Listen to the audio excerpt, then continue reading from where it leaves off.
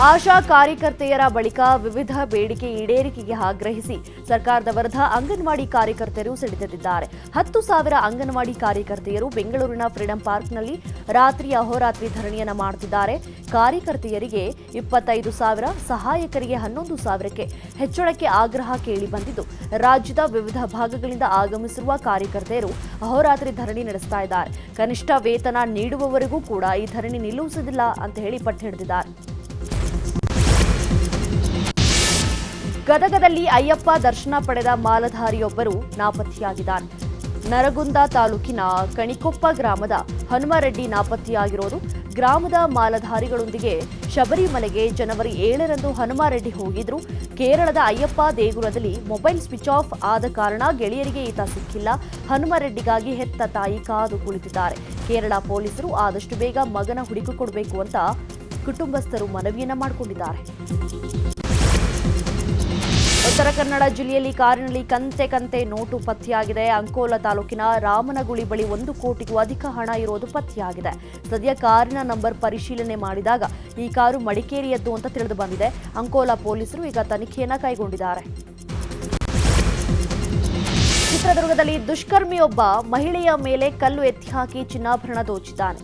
ನರೇನಹಾಳ್ ಗ್ರಾಮದಲ್ಲಿ ನಿನ್ನೆ ಮಧ್ಯರಾತ್ರಿ ಮನೆಯ ಹೆಂಚು ತೆಗೆದು ಕಿರಾತಕ ಮನೆಯೊಳಗಿಳಿದು ಕೃತ್ಯವನ್ನ ನಡೆಸಿದ್ದಾನೆ. ಶಿವಲಿಂಗಮ್ಮ ಮೃತ ದುರ್ದೈವಿಯಾಗಿದ್ದು, ನರೇನಹಾಳ್ ಗ್ರಾಮದ ಆರೋಪಿ ಜಗದೀಶ್ ಎಸ್ಕೇಪ್ ಆಗಿದ್ದಾನೆ. ಸ್ಥಳಕ್ಕೆ ಚಿತ್ರದುರ್ಗ ಎಸ್ಪಿ ರಜಿತ್ ಕುಮಾರ್ ಬಂಡಾರು ಭೇಟಿ ಕೊಟ್ಟು ಪರಿಶೀಲಿಸಿದರು. ಹುಬ್ಬಳ್ಳಿಯಲ್ಲಿ ಸಿಲಿಂಡರ್ ಸ್ಫೋಟದಿಂದ 8 ಜನ ಸಾವನ್ನಪ್ಪಿದರು. ಈ ಹಿನ್ನೆಲೆಯಲ್ಲಿ ನಗರದ ಉಣಕಲ್ನ ಅಚ್ಚವನ್ನ ಕಾಲೋನಿಯಲ್ಲಿ ಶಾಂತಿಗಾಗಿ ಹೋಮವನ್ನು ನೆರವೇರಿಸಲಾಯಿತು.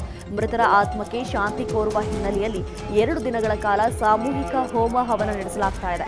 ಹಿಂದೂ ಸಂಪ್ರದಾಯದ ಪ್ರಕಾರ ಹೋಮ, ನವಗ್ರಹ ಶಾಂತಿ, ಗಣಹೋಮ ಹವನವನ್ನ ಆಚರಿಸಲಾಯಿತು. ಅಚ್ಚವನ ಕಾಲೋನಿ ನಿವಾಸಿಗಳು ಮತ್ತು ಬ್ಲಾಸ್ಟ್ ಪ್ರಕರಣದಲ್ಲಿ ಮೃತಪಟ್ಟವರ ಕುಟುಂಬಸ್ಥರು ಕಾರ್ಯಕ್ರಮದಲ್ಲಿ ಪಾಲ್ಗೊಂಡಿದ್ದರು. ಡಿಸೆಂಬರ್ 22ರಂದು ಸಿಲಿಂಡರ್ ಸ್ಫೋಟಗೊಂಡು 8 ಮಂದಿ ಅಯ್ಯಪ್ಪ ಮಾಲಧಾರಿಗಳು ಸಾವನ್ನಪ್ಪಿದರು. ಸಾಮಾನ್ಯವಾಗಿ ಮನೆ ಕಳ್ಳತನ, ಅಂಗಡಿ ಕಳ್ಳತನ, ದ್ವಿಚಕ್ರ ವಾಹನಗಳ ಕಳವು ಆಗುವುದನ್ನು ನೋಡುತ್ತೀರಾ, ಕೇಳಿರ್ತೀರಾ. ಆದರೆ ಚಾಮರಾಜನಗರದಲ್ಲಿ ಖಾಸಗಿ ಬಸ್ಸನ್ನೇ ಕದ್ದೊಯ್ದಿದ್ದಾರೆ. ನಗರದ LIC ಕಚೇರಿ ಬಳಿ ನಿಲ್ಲಿಸಿದಂತಹ ವಜ್ರ ಎಂಬ ಖಾಸಗಿ ಬಸ್ಸನ್ನ ಕಳ್ಳತನ ಮಾಡಲಾಗಿದೆ. ಚಾಮರಾಜನಗರ ಪೊಲೀಸರು ಪ್ರಕರಣವನ್ನು ದಾಖಲಿಸಿಕೊಂಡು ಬಸ್ ಪತ್ತೆ ಹಚ್ಚಲು ಮುಂದಾಗಿದ್ದಾರೆ.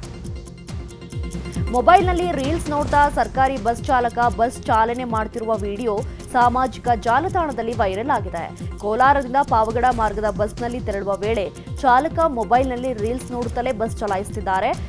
ಕೈನಲ್ಲಿ ಪ್ರಯಾಣಿಕರ ಜೀವವಿದೆ ಅನ್ನೋದನ್ನ ಮರೆತು ಬಸ್ ಚಾಲಕನ ನಿರ್ಲಕ್ಷ್ಯವನ್ನ ಪ್ರಯಾಣಿಕ ಮೊಬೈಲ್ ಕ್ಯಾಮೆರಾದಲ್ಲಿ ಚಿತ್ರೀಕರಿಸಿದ್ದಾರೆ. ಸಾಮಾಜಿಕ ಜಾಲತಾಣಗಳಲ್ಲಿ ಹರಿಬಿಟ್ಟಿದ್ದಾರೆ. ಬಸ್ ಚಾಲಕನ ವಿರುದ್ಧ ಕ್ರಮಕ್ಕೆ ಪ್ರಯಾಣಿಕರು ಆಗ್ರಹಿಸಿದ್ದಾರೆ. ತುಮಕೂರಿನ ತೋಟಗಾರಿಕೆ ಇಲಾಖೆ ಆವರಣದಲ್ಲಿ ಫಲಪುಷ್ಪ ಪ್ರದರ್ಶನ ನಡೀತಾ ಇದೆ. 3 ದಿನಗಳ ಕಾಲ ನಡೆಯಲಿರುವ ಫಲಪುಷ್ಪ ಪ್ರದರ್ಶನದಲ್ಲಿ ಸಿರಿಧಾನ್ಯದ ಕೈದಾಳ ಚನ್ನಕೇಶವ ಮೂರ್ತಿಯನ್ನ ನಿರ್ಮಾಣ ಮಾಡಲಾಗಿದೆ. ವಿವಿಧ ಹೂಗಳಿಂದ ಮಂಧರಗಿರಿಯ ನವಿಲು ಮಂಟಪ, ತರಕಾರಿಯಲ್ಲಿ ಹೆಮ್ಮೆಯ ಇಸ್ರೋಗೆ ನಮನ ಎಂಬ ಕಲಾಕೃತಿಗಳು ಕೂಡಿ ಬಂದಿದೆ. ಫಲಪುಷ್ಪ ಪ್ರದರ್ಶನವನ್ನ ಗೃಹ ಸಚಿವ ಡಾಕ್ಟರ್ ಜಿ ಪರಮೇಶ್ವರ್ ಕಣ್ತುಂಬಿಕೊಂಡರು. 36ನೇ ರಾಷ್ಟ್ರೀಯ ರಸ್ತೆ ಸುರಕ್ಷತಾ ಸಪ್ತಾಹದ ಅಂಗವಾಗಿ ಬೆಂಗಳೂರಿನ HSR ಲೇಔಟ್ ಪ್ರಾದೇಶಿಕ ಸಾರಿಗೆ ಅಧಿಕಾರಿಗಳ ಕಚೇರಿಯಲ್ಲಿ ವಿಂಟೇಜ್ ರ್ಯಾಲಿ ಆಯೋಜನೆ ಮಾಡಲಾಗಿತ್ತು. HSR ಲೇಔಟ್ RTO ಕಚೇರಿಯಿಂದ ಸಿಲ್ಕ್ ಬೋರ್ಡ್ವರೆಗೆ ವಿಂಟೇಜ್ ಕಾರು ರ್ಯಾಲಿ ಮಾಡಲಾಯಿತು. ವೆರೈಟಿ ವಿಂಟೇಜ್ ಕಾರುಗಳ ರ್ಯಾಲಿ ಮಾಡಿದ್ದು, ಮಾರ್ಗ ಮಧ್ಯದಲ್ಲಿ ರೋಡ್ ಸೇಫ್ಟಿ ಬಗ್ಗೆ ಅರಿವು ಮೂಡಿಸುವ ಕೆಲಸವೂ ಕೂಡ ಆಯಿತು. ಇಂಗ್ಲೆಂಡ್ ವಿರುದ್ಧದ 3ನೇ T20 ಪಂದ್ಯದಲ್ಲಿ ಟೀಂ ಇಂಡಿಯಾ ಸೋತಿದೆ. ನಿನ್ನೆ ರಾಜ್ಕೋಟ್ನಲ್ಲಿ ನಡೆದಂತಹ ಪಂದ್ಯದಲ್ಲಿ ಸೂರ್ಯ ಟೀಂ 26 ರನ್ಗಳಿಂದ ಬಟ್ಲರ್ ಪಡೆ ಮುಂದೆ ಸೋಲು ಒಪ್ಪಿಕೊಂಡಿತು. ಭಾರತಕ್ಕೆ ಮತ್ತೆ ಬ್ಯಾಟಿಂಗ್ ವೈಫಲ್ಯ ಕಾಡಿತು. ಸಂಜು ಸ್ಯಾಮ್ಸನ್ ಹಾಗೂ ಸೂರ್ಯಕುಮಾರ್ ಯಾದವ್ ನಿರೀಕ್ಷಿತ ಪ್ರದರ್ಶನ ತೋರಲಿಲ್ಲ. ಆದರೆ ವರುಣ್ ಚಕ್ರವರ್ತಿ 5 ವಿಕೆಟ್ ಪಡೆದು ಮಿಂಚಿದರು.